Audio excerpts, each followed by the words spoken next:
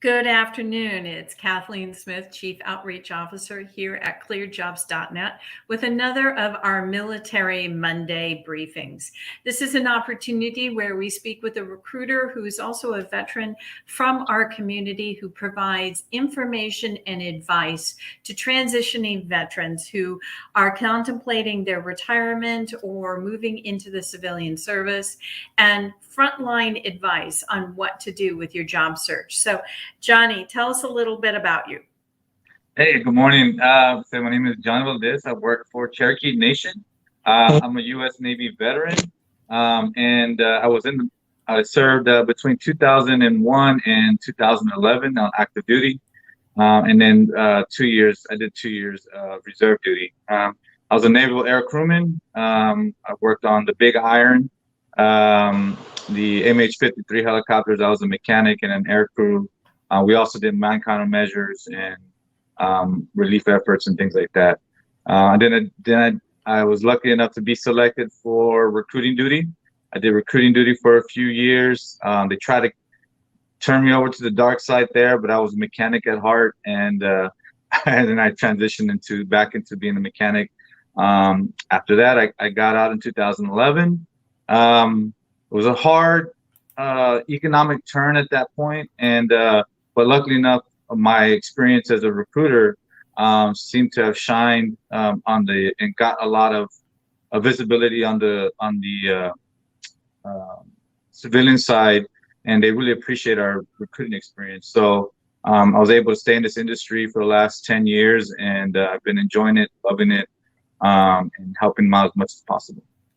Wonderful. And I really appreciate you joining us today. And, sometimes even technology is not our friend. So Yeah. I do appreciate your flexibility and initiative or calling in on your phone, because sometimes some of our firewalls don't really appreciate working on StreamYard. So thank you for your flexibility on that.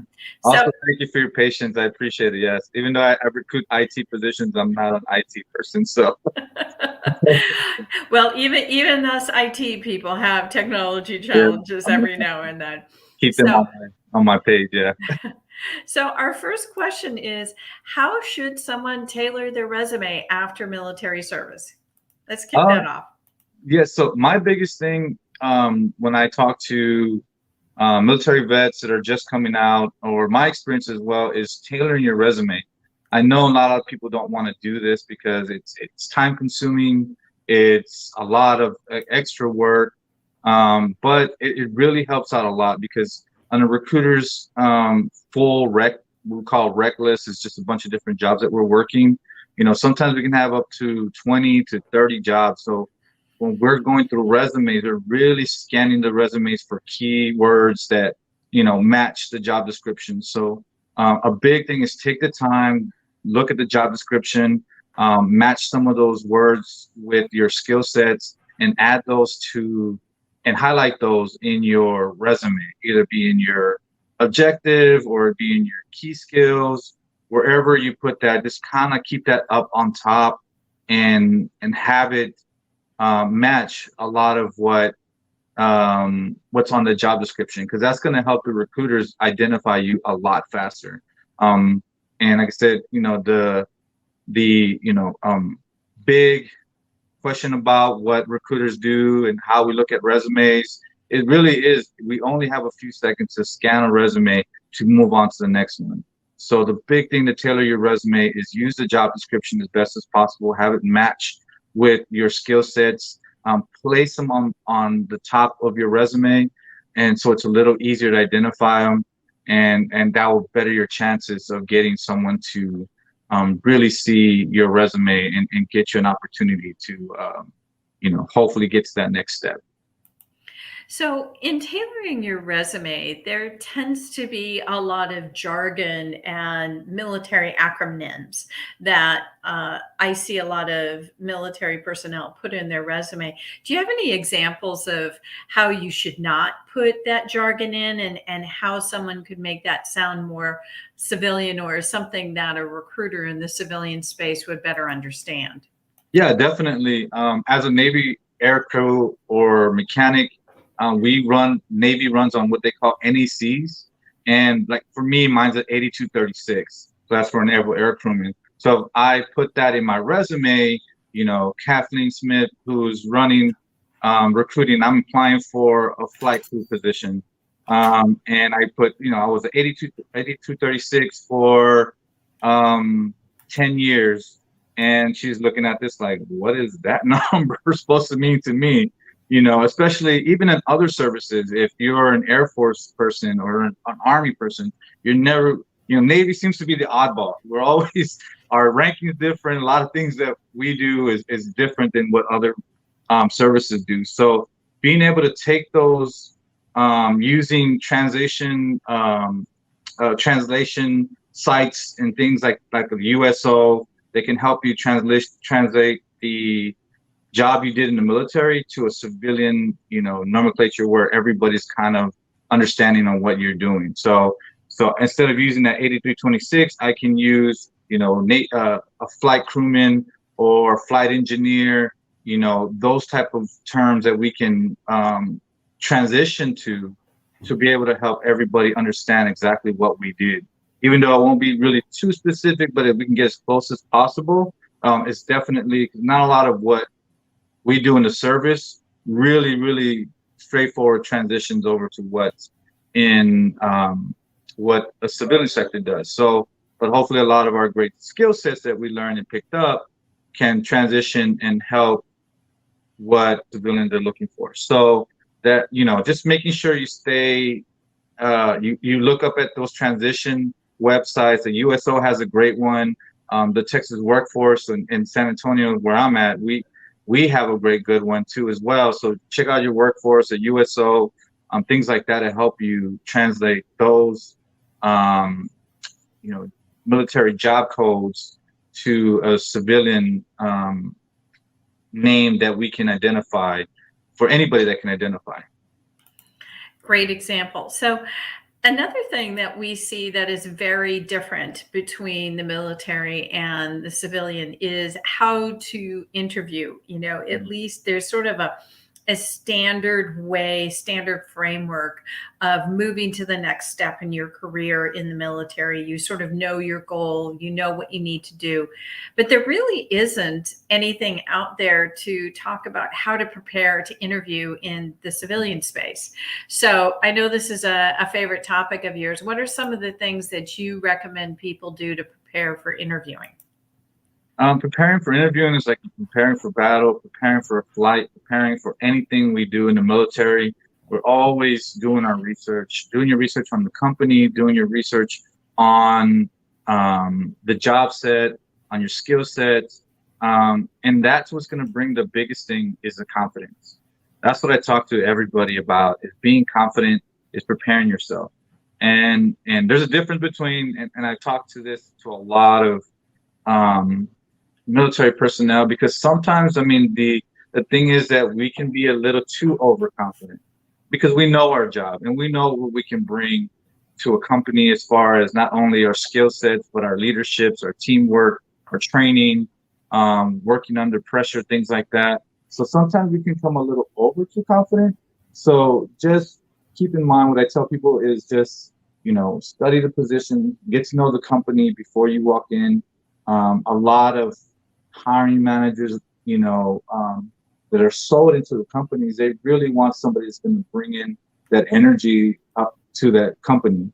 You know, they want somebody that's going to represent the company the best as possible and be able to, you know, be a shiny beacon, which we can as a military personnel, because, you know, we sold into the military. So, you know, our whole lives revolve around this. So that's what we want to do with the next journey in our steps. So just preparing for just doing the research on the company, doing the research on the job, get that confidence, so that way when you go into the interview, you're speaking with confidence and you're giving that program manager or that hiring manager, you know, that they can feel that confidence off you and they can feel comfortable on making a selection when they're ready to make a selection.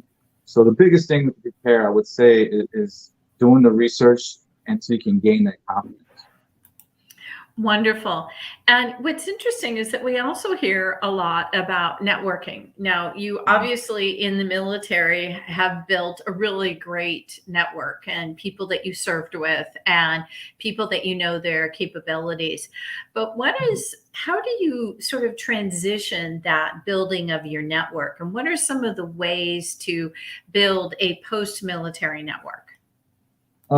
The easiest way, of course, is through social media.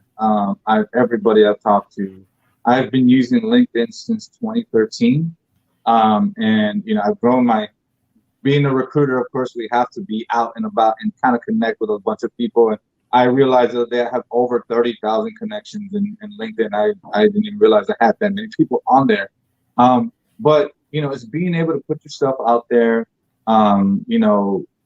99% of us are really not exactly what people are out there looking for. So we have to be able to put ourselves out there and be able to have people see us instead of trying to look for us. So, being able to connect with people on social media, on business sites and things like that.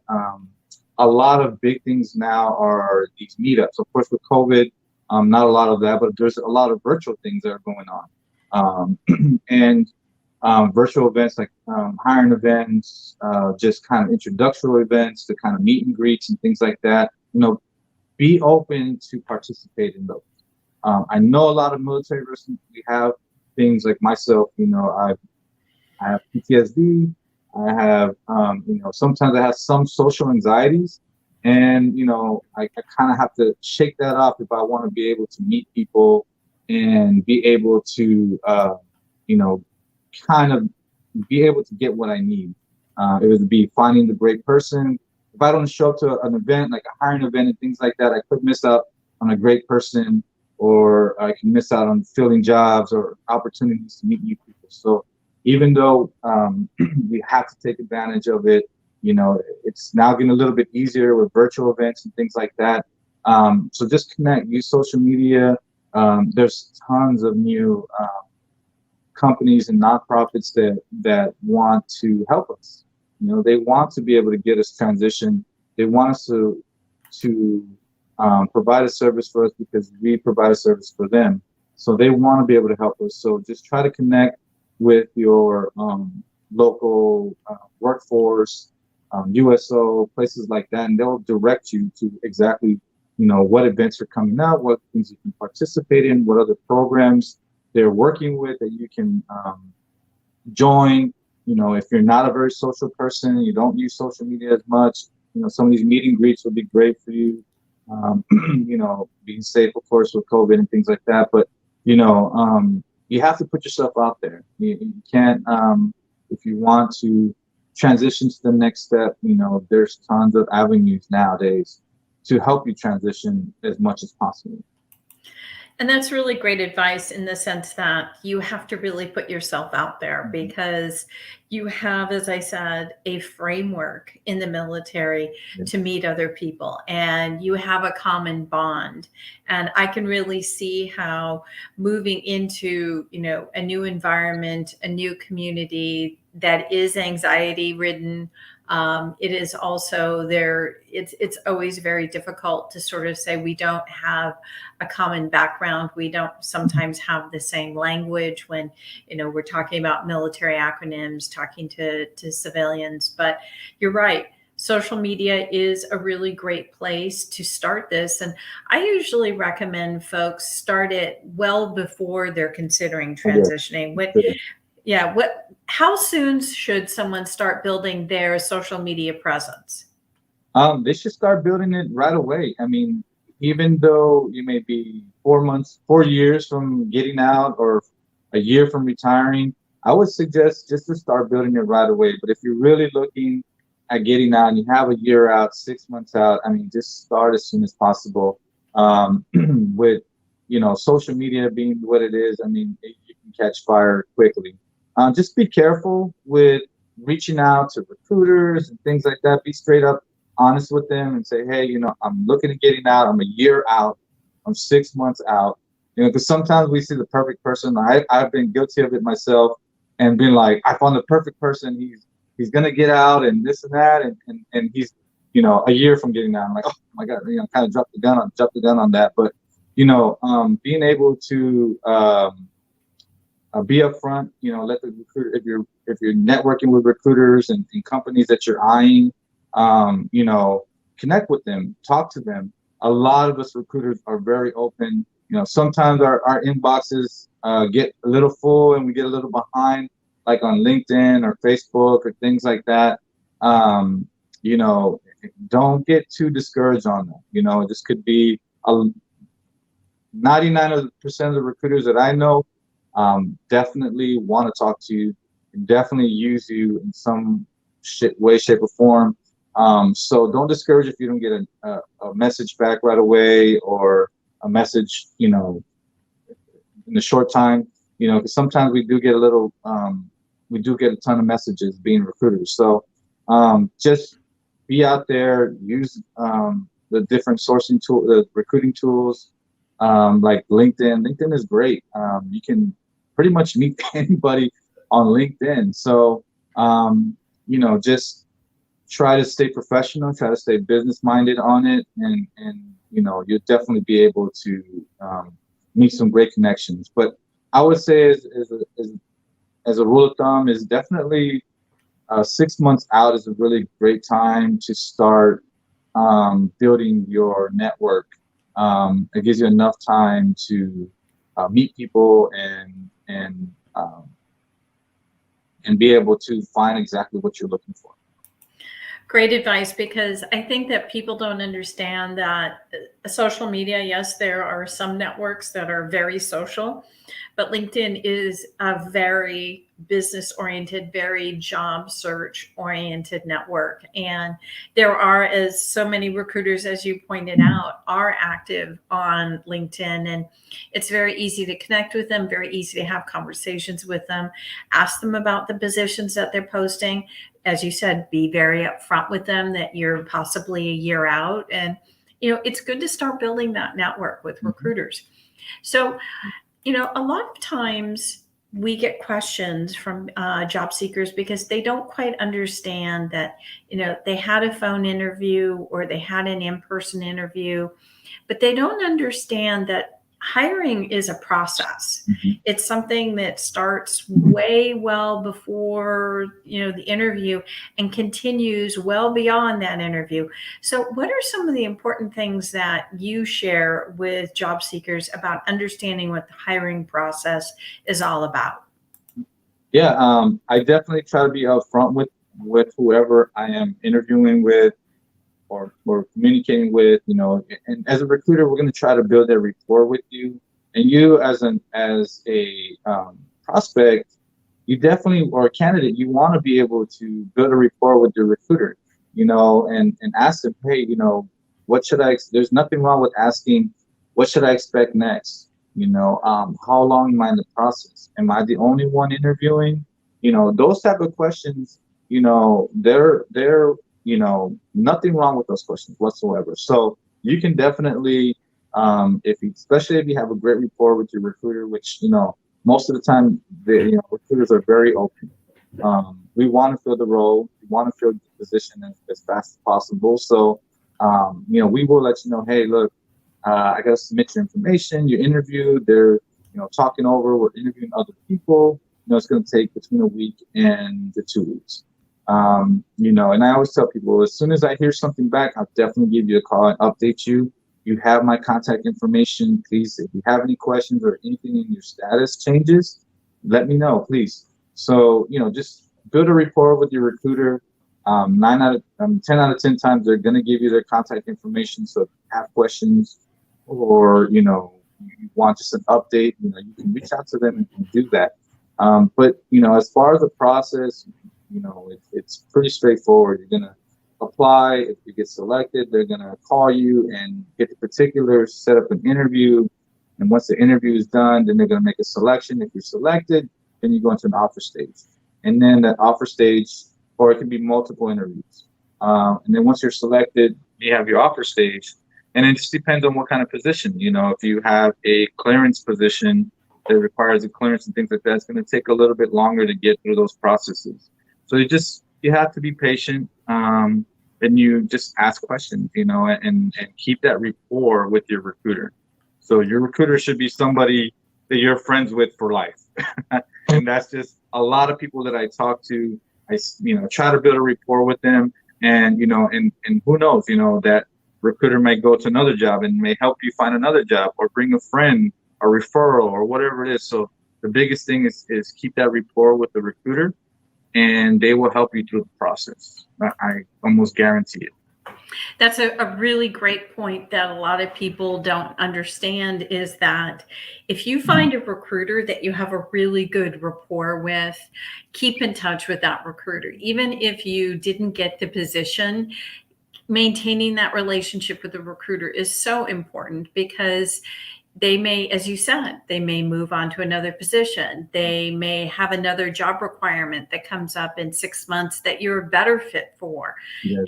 I like how a lot of us have, connections that are really good referrals for restaurants or vacations. But here, with our most important, part of our lives, our careers, we don't have a network of recruiters that we work with. So I always recommend to people to have a group of recruiters that you enjoy working with. So, and asking questions throughout the process. I always tell people that, once you get to the end of the conversation, other than trying to, find out more about the company, ask about the process. What is the next step?